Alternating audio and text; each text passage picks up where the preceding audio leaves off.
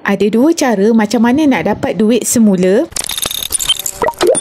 daripada emas yang kita dah simpan di dalam akaun emas Gap. Save video ini supaya senang nak rujuk semula. Sebelum tu, kita buka apps Public Gold, klik pada Gap dan kita akan nampak berapa baki dalam akaun emas Gap kita.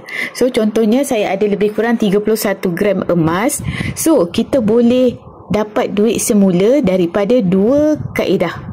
Jadi ada dua kaedah ni kita boleh jual emas ataupun kita boleh gadai emas kita yang kita dah simpan dalam akaun emas Gap. Ini adalah satu peluang untuk kita dapatkan duit semula hasil daripada emas yang kita dah berjaya simpan. Tak perlu keluar rumah pun kalau kita nak jual ataupun gadai ini, hanya melalui aplikasi dalam masa tempoh 1 hingga 3 hari bekerja, duit akan dimasukkan ke dalam akaun bank kita.